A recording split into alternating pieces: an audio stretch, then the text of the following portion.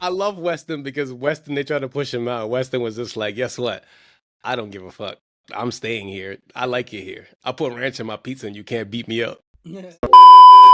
Ladies and gentlemen, welcome back to the Shirtless Plantain Show. This is the Champions League edition. You have myself, Tosin, alongside Dean. How you doing today?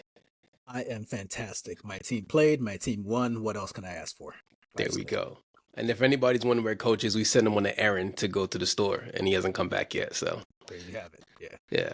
So, However, if you're listening to this, that means that you can also go to YouTube and listen to Coach's instant reaction live from the Emirates. He was at the game that Tosin will talk about in a couple minutes here. But yeah, that was the errand we sent him on. That is the store, the Emirates. yeah, we sent him home to the carpet. Yeah. There you go. Let's start off with Atalanta and Real Madrid 3-2. That game was very interesting for multiple reasons. The first of it being that Kylian Mbappe looked really good before he got hurt, and Yeah, yeah, yeah, it's the best he's looked in a couple weeks, and I'm not saying that just because he had his shirt tucked in again. It seems like that's his thing now. yeah, But he did look pretty active. It was a very exciting game, very interesting game. Atalanta, I think to start the game, Real Madrid kind of did the big boy thing. You know, they were trying to dominate Atalanta physically, but Atalanta didn't go for that shit. no, They really met fire with fire. It was really interesting. The battle between CDK, Charles de Ketelaere, and what's his name? Rudiger. That was probably the most interesting subplot of the game for the amounts that I watched. Because for some weird reason, people, and I'm not saying the game was boring, I actually dozed off in the second half. It just happened. So, but yeah, it was a fantastic game. It's a shame that Atalanta had to fall to the customary Real Madrid juju. Because I would say on the balance of play, from me, I thought they shaded it. They should have won that game. What do you think yeah. about it? I have multiple things about this game. Individual players I really like. Vinny's really good. I loved his celebration, the gun celebration. I don't know why. I love that celebration. Mhm. Uh, Jude is incredible. And like I said, like I tweeted, Jude is so much better off staying in Spain than he is in England. It's really made him a much better player. I really enjoy that about him. Um, I also love Rudiger. Rudiger plays like a man possessed every single time. Like he feels like every game he's gonna die. So I really love that about Rudiger. But the man of the match for me is Ademola Lookman. I mean, we all know his story. You obviously sent us the YouTube video about him and his story, but this guy's incredible. His goal that he scored was brilliant. There was a chance that one of the players should have actually passed it to him. Instead, he shot it on goal, and Lookman was wide open. And at the end, our boy Retegi, he didn't. That should have been 3-3. That That should have should have been 3-3. been. I cannot believe he missed that. I mean, because of all the strikers in Europe I would have put my money on to finish that close to the net in the box, he's the one, you know. So it's just that Madrid thing, man. They just got a way of sneaking away out of these games where they get the points that they don't deserve. But you know, I think despite the fact that Atalanta were the form team, I mean, I don't think they'd lost in like 10 games going into this game. So they were kind of the favorites going into this. It's Mhm. the Champions League, and the Champions League belongs to Real Madrid. And Yes. this was a perfect illustration of that. Yeah. What'd you make of Rodrigo when he came on after Mbappe went off? Eh, I mean, I feel bad for him because he should be the man somewhere, but he's now a bit part player. So that like he's a role player, you know? How bad can I feel for him? It's not like he doesn't have freedom of movement. Nigga, leave. Yeah. Shit. Yeah. This is very true. On a style note, guess what Vinny wore in the first half? He wore the New Vapors. I mean the old New Vapors. That's what he wore, excuse me. Apparently, according to the people who review these things, they fucking stink. But whatever. Yeah, I mean I'm not gonna say anything about it, neither here nor there, so ain't got nothing to do with me. Good luck with all Girona that. and Girona and Liverpool. Donny van de Beek again. My curse works. Donny van de Beek gave a penalty. Mo Salah, that was that. Biggest takeaway from this though is Allison is just freaking phenomenal. I mean, I want to give him credit, but I'm really more upset at Arnold Danjuma doing a whole Jorvinho impression the whole game. Bro, like, you can't cook niggas as badly as you were cooking people and not make it count. Like, it's so frustrating to watch as a fan of a player like that. Like, the PTSD was hitting me on the couch bad. Like, man, Hmm. Jorvinho, like, what the fuck? Like, he was cooking Joe Gomez, like, constantly, and nothing came of it, you know, and it's the laws of the game, man. If you don't take your chances, the game will take you, you know, and that's what happened. Maybe Joe Gomez has to call up his boy Timothy Chalamet like to learn how to defend. Maybe. I'm not sure Timothy Chalamet can defend either. Little Let's lightweight. move. Let's move on. Our boys Brest, they were bouncing and they got 3 points. The stadium was rocking. They got 3 points, little smash and grab, Yeah. and They did their thing. We're very proud of Brest over here. Yeah, it's they are the most cliche Champions League team ever. It's a bunch of veterans on that team that probably never thought they'd play in this competition. So every weekend in France, they fuck it. They just go fuck it. We're not interested in this domestic game. Then in the Champions League, they show up, they show out, they win games. I mean, their man of the match in this one was their keeper, Bizo. He made a bunch of wonderful saves in the first half, and nearing the end of the first half, smash and grab goal. They held on. Good for them. And also that matters is 3 points, right? 3 points, baby. What about the next game? Want to talk about the next game? Yes, sir. RB Salzburg, loser FC, hosted PSG and lost 0-2. It was beginning to look like another disaster class on the finishing front for PSG, but they figured it out, Tosin, didn't they? They did. Goncalo Ramos got a goal. Mendes and Doué came in, and yeah, they both. Mendes scored his first PSG goal this season, I believe it was. And Doué's first goal for them ever. Oh yes, Doué's first goal ever. Yeah, and the thing that impressed me the most was Bradley Barcola. One of our friends of the group, Yank, he was very frustrated with Barcola. Said that Barcola used this game as a training game and he should have been a lot better, but he still won man of the match. So what does that say about Babyface Ray? The boy is nice. He's going places. That's all we can say. Club Brugge and Sporting. Brugge beat Sporting 2-1. Listen, post Amorim, Sporting they are defunct. Them niggas hung over like a motherfucker, man. Like they missed that man. I mean, like that's what happens when someone's cult of personality and charisma is a large part of the reason why they succeeded at a place. When they leave, there's going to be an impact. These are still the same players playing the same system, and they haven't won since he left. I think, or maybe they won one game against a third division team in the Portuguese Cup, I believe. Barely, yeah. And that's it. They've just been losing games ever since. And I mean, shoot, credit to them. They did play well in this game for the most part, but Club Brugge and Hans Van Aken, a.k.a. Mr. Champions League. Apparently that's what they call him in Belgium, because this man is... I don't know how good he is in the league over there, because we don't cover that league over here, but in the Champions League, I do know his name. You know, I know him well, and his assist for the second goal was just beautiful. And this Solis guy, the Greek striker, he was man of the match. He was everywhere. Scored one, and... yeah, he was just a menace. He was a menace. Very impressive performance by him. And Casper Nielsen with the winner from the Van Aken assist with 7 minutes remaining, and 2-1 to Club Brugge. Come from behind victory as well. Because Sporting scored first. I'm not sure how well you are versed in the Bible, but there's a Bible verse that says the same way you got him, the same way you lose him. I don't know which Bible I read, but that's in the Bible I read. And I saw a Sporting fan that was upset that United took Ruben Amorim. I said, well, how do you feel about Braga? Shit, man. I mean, that's the name of the game, man. Like, I mean, fish swim downstream or whatever the fuck, like the whole point of him getting into this career is because he wanted to do big things. If he wanted to stay, he would have stayed. What are you upset about? Like, you gotta check. It's the food chain. You got 2 championships out of that shit, man. Two league titles that you hadn't gotten in almost 2 decades. Just focus on the good times and move on to the future, because that shit is bleak. Speaking of bleak, Shakhtar got their ass beat. They scored first against Bayern, and Bayern was like, all right, that's enough. We're not playing with you. It was a Brazilian nigga named Kevin scoring against him, and they took great insult to that. Like, Kevin, this ain't Home Alone, boy. Kevin, and they hit them with that command. I don't know this nerd shit that coaching them be talking about, but one of them things, one of them anime double punch, one punch. It was crazy, man. Bayern beat the fuck out these niggas. The Kamehameha? Yeah, that shit. It was low-key a home game for Bayern, though, if you think about it, because Shakhtar, because of the situation in Ukraine, I think they've been playing their games in Hamburg, I believe, and Bayern, essentially that's a home game for them, because they're going to have more fans there than Shakhtar would, no matter how nice they are to their visitors. And Konrad Laimer equalized almost immediately. Then Thomas Muller scored one. Michael Elisa scored a brace, the second of the brace. I mean, one was a penalty. The second one, Tosin. Boy, that young man, I'm so glad he left England. But he's like, you know what I mean? The chill guy. He's so chill in everything he does, but he's so aggressive at the same time. That goal he scored literally just took everybody out. Just dribbled, and then the thing I love about it was the finish. He didn't blast, he just placed it. Just casually just put it there. He sat the keeper down and everything, man. Like, Musiala did the same thing on his goal. I think he came off the bench in this one, I think. Mm-hmm. And it was just honestly, it was a bit of a training exercise for Bayern. Boy, that is rough.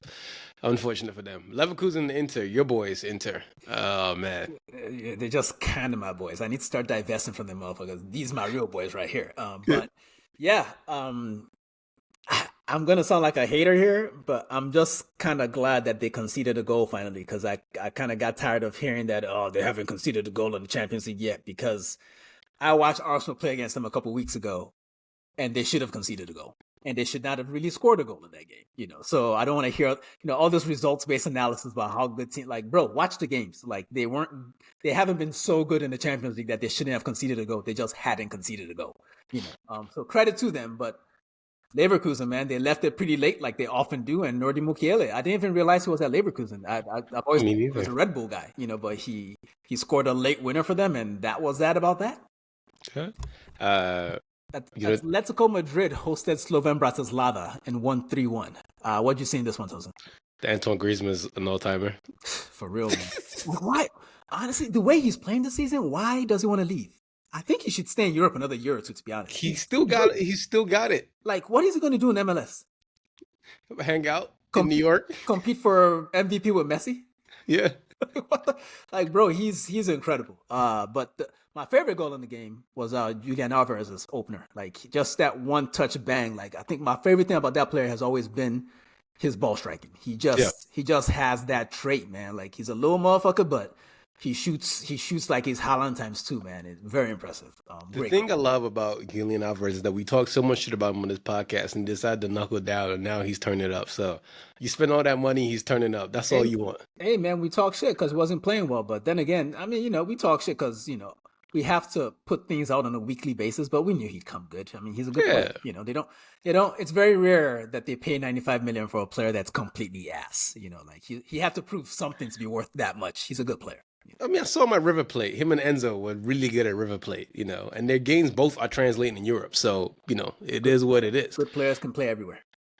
This game, we're going to skip it. Bologna and Benfica was 0-0. No one really could score. And yeah. Benfica played better in this as the host, but nobody scored, so there's none to talk about. Let's keep it pushing. Yeah. Leo 3, Storm Graz 2. Did you watch this one? I did. And I'm very happy because Jonathan David didn't score. Guess what? What's that? I'm happier. Leo took a 2-0 lead in the first half in this one. Then right before halftime, Storm Graz pulled one back.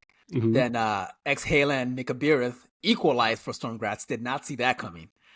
Good for them, though. And it was looking like it was going to peter out as a 2-2 draw. And Leo brought on this Icelandic motherfucker named Hakon Haraldsson. And with basically his first touch, banger of a goal. Just snatched that motherfucker into the net. It was beautiful. And they got the points. The thing I love the most is that pass was so behind him that he still managed to bang the shot anyway. Because it was really behind him. Like, it wasn't a good pass at all, but he made magic happen. So, respect to him. That's a good way to introduce yourself to the people. We'll definitely be keeping an eye on you, Mr. Haraldsson. Yes. Milan 2, Red Star 1. Did you see Rafael's goal?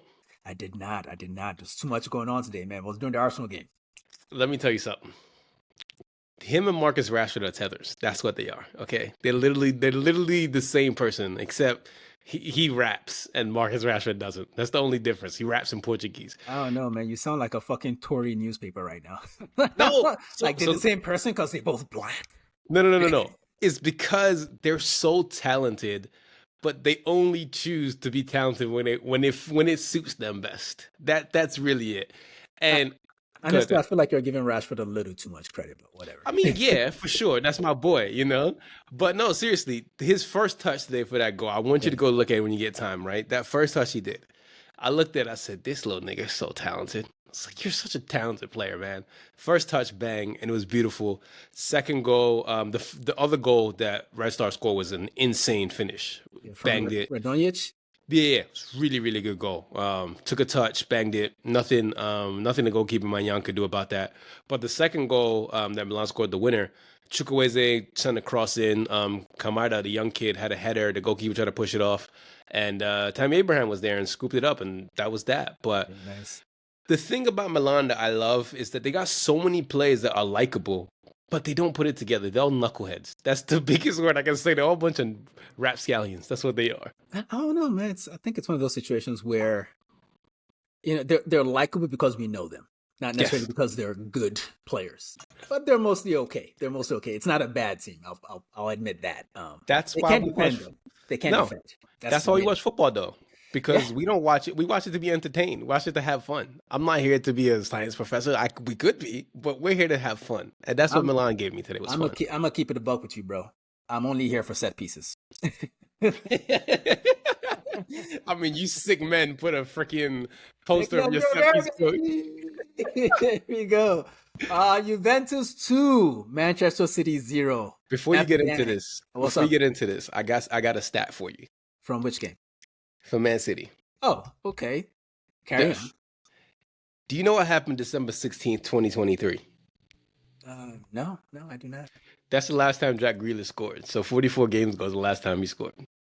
So, wow. So if you divide 100 million pounds by 360 days, not 65, because we're not quite at the 16th, that will give, I can't do that math, but this motherfucker is a fraud like him. Like, they need to send him back to Villa on a free, man. I'm tired of this shit. This is white slavery. I don't like this. Can I get my because I was listening to James Baldwin and Nicky Giovanni this morning. Can I get my black theory off real quick? Oh God, this is not gonna end well.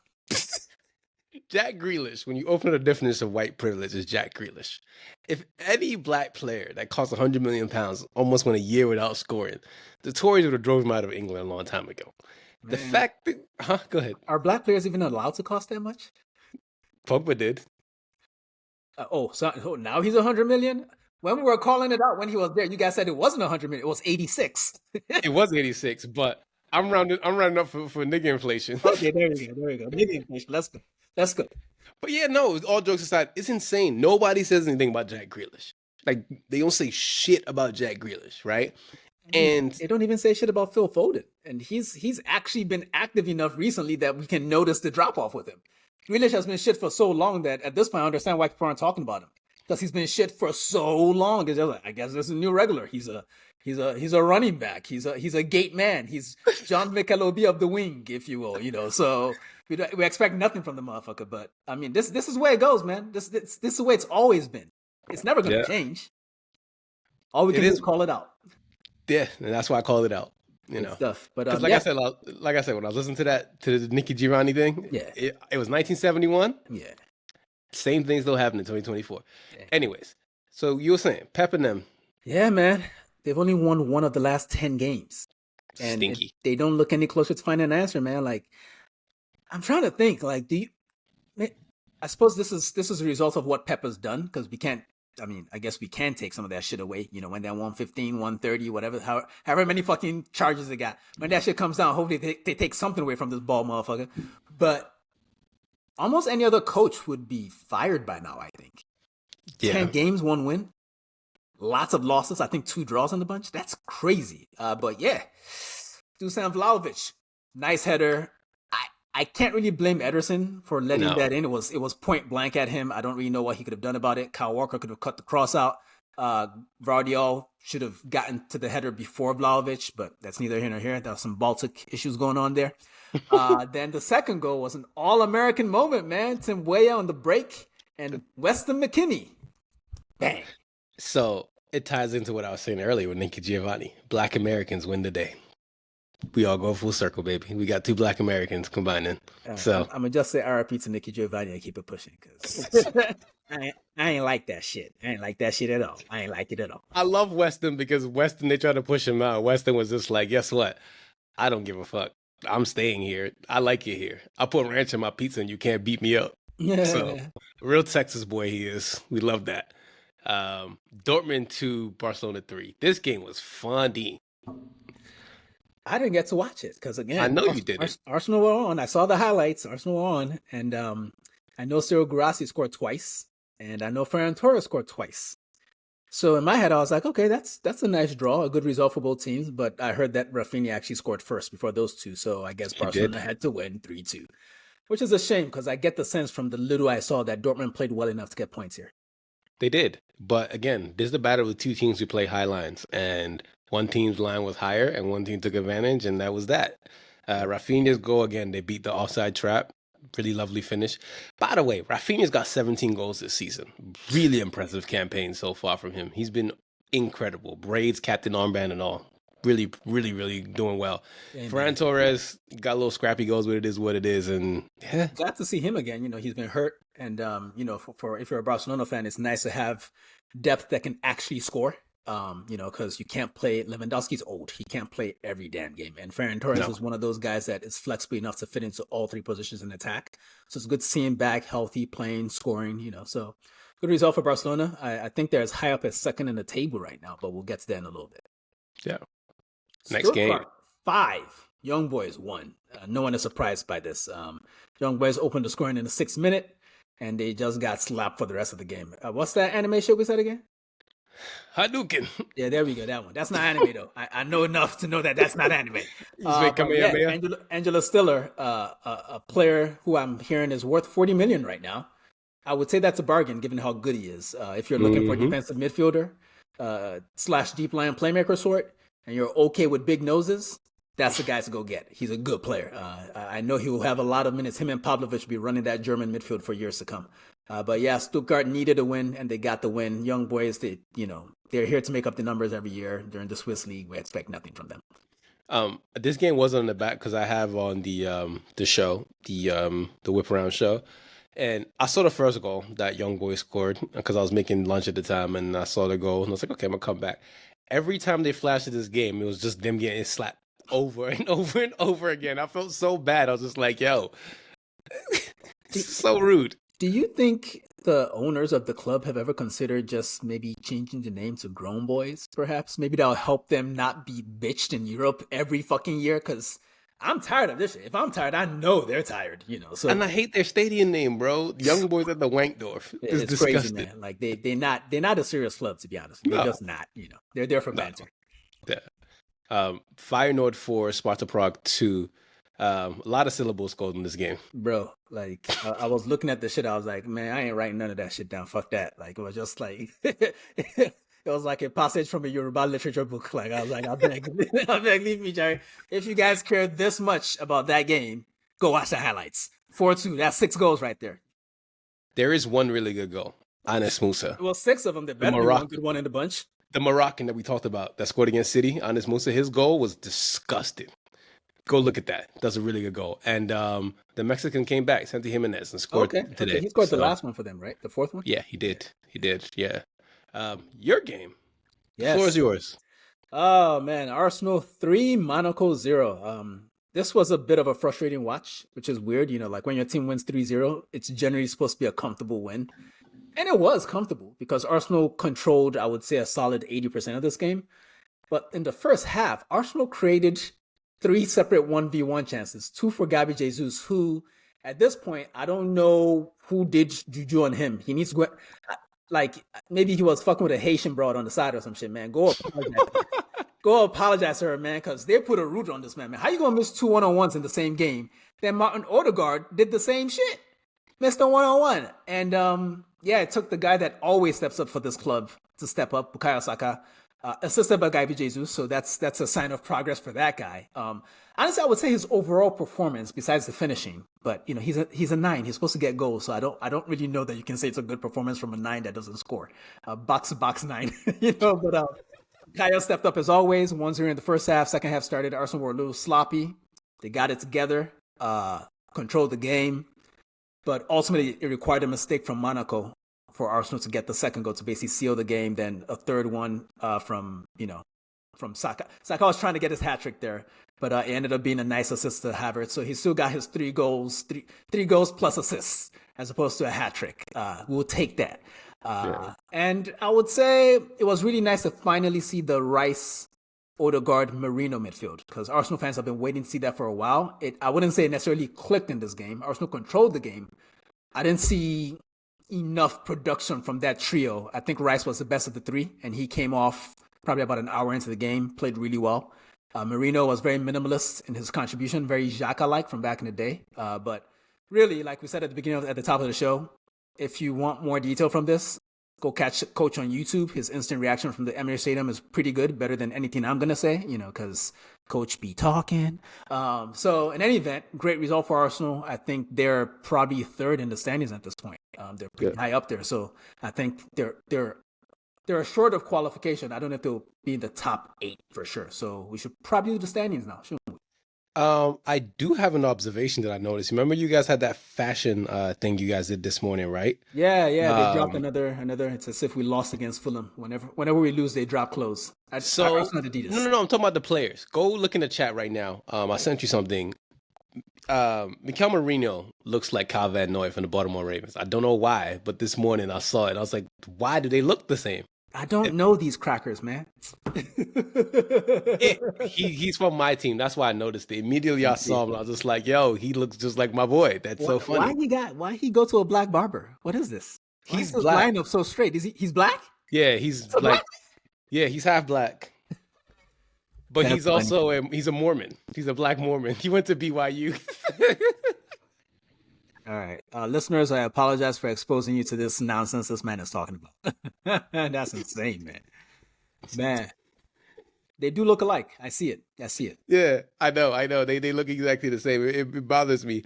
But you want to give out the standings? Let everybody know where people are standing. Oh, man. I don't think we're going to do the full 36 teams, but the automatic qualifiers are Liverpool at the moment. Liverpool with 18 points. Barcelona in second place with 15. Arsenal, Leverkusen, Aston Villa, Inter, Brest, and Lille are all on 13 points. And that makes up the top 8, the guys that get the bye into the next round. The next set of teams from 9 to 24 include Dortmund, Bayern, Atletico Madrid, Milan, Atalanta, Juventus, Benfica, Monaco, Sporting, Feyenoord, Club Brugge, Real Madrid making progress, but still pretty low for them. Celtic, Man City in 22, PSV, and with the last spot right ahead of PSG is Dinamo Zagreb. So there's a lot of drama in the last two match days in this competition. But for the most part, I think Liverpool are all the way set, and there can still be a lot of movement over the next couple weeks. City in trouble, aren't they? Kind of, sorta. Let me see, who do they have next in the competition? Let's see real quick if we can find that. PSG and Bruges. PSG away. Oof, this is tough. But I mean, they have some. You know what? They don't have a winter break because they're playing England. This might not end well for City. Man, I don't want to wish evil on somebody, but if we get to watch Pep get fired, oh my God, it'll be beautiful, man. We will be there. I tell you much, we will be there. Anything else for these people, bro? Yeah, we got games to watch this weekend, everybody. Let's start in the Premier League. We got Nottingham Forest versus Aston Villa. I put this on here because this is a very interesting game because we didn't talk about Aston Villa in the thing. Did we skip them? We did, but we can talk about it real quick. Jan Duran is a phenomenal player. His goals look like something from the Barclays, like Barclays. He's better than Ollie Watkins. He is better than Ollie Watkins. And that's that. If you want to take anything away from that game, is that. But Forest and Villa this weekend, I'm interested in that because Forest in decent form. Villa haven't really sparked up in the Premier League, so it'll be a very good, interesting match between these two teams. We have Brighton and Crystal Palace, which is technically a derby. That's a derby. Yeah, they hate each other for whatever the fuck reason. Yeah. I don't care, but I will be there. Yeah. Then we also have the Manchester derby, which is going to be interesting. Honestly, I told you this last week. I told you this today. I really feel like based on current form, and I know both of them are kind of in the dumps. One team is going through the storm. One team got their coach scratching what's left of his follicles out. I really feel like United can do it, and it'll be a nice way for Ruben Amorim to sort of kick off his career at United if he can get a nice result in this game. And also shout out to United for getting a kid from the hood in Paraguay. Well, hopefully it's good, but I know you're excited about the fact that United is finally spending money on some of these more out of the way risks, but ultimately, kids from Paraguay tend not to go straight into your starting 11 if you want to be an elite Premier League team, So hopefully it's a talent that can be developed into something good, but it's nothing to be excited about. Okay, it's a kid from Paraguay. All right, like £4 million. Let's focus on him learning English first. Let's start there. In Germany, you've got Leipzig and Frankfurt, which is going to be tasty. Yeah. Shesko. I should watch Yeah, that. I should watch that. that's gonna be fun. In Italy, we have Lazio versus Inter. Yes, time to beat up on some Nazis. Be great. What is it, Inglorious Bastards? Hell yeah. Hell yeah. Then in France, we have Nasty Boy FC versus Lille. Hmm. And then we have PSG versus Lyon. Leon have been cooking low key. You know, they started a little slow, but they've crept up the standings, and you know, it's looking good. Ryan Cherki might be the form player in France at the moment. So Yeah. if PSG don't put their chances away like they've been doing the last couple weekends, they will get got. They will get got. I didn't. By the way, Ryan Cherki, remember that trick Carzola used to do at Arsenal, where he would take corners with his left and right foot? From Cherki does that too. Yeah, well, Cherki's a keeper of the flame. That's why we love Ryan Cherki around here. I didn't mention Spain because the games aren't that intriguing, but we do have Madrid and Rayo. We have Villarreal and Betis, which is Arsenal. You know, Pepe and Bellerin. So there's that. So. I hope they do not go up against each other because that will not end well for Hector. Then we have Atleti and Getafe, and that rounds out the weekend. That's a very violent game. Atleti Getafe. Or Dallas, baby. Let's go. I'm watching that. And then we got more games next week too. So there's league games in the middle of the week. We're in that phase of the world right now where the games are coming fast and heavy. So fast and heavy, or as people normally say, thick and fast. It's okay. Yeah. It's not gay to say thick and fast, Tosin. It's okay. We don't have no issues with the gays around here. Not at all. Not at all. Like you are my gayest friend, and I love you. Ladies and gentlemen, we are out. From myself, Tosin and Deen, we're out. Everyone take it easy. Peace. Hey, folks, this is Dean from the Shirtless Plantain Show. Don't forget to subscribe, comment, and follow us on all our socials. You can see them right beneath our recordings in every video. Thanks again, and see you on the next one.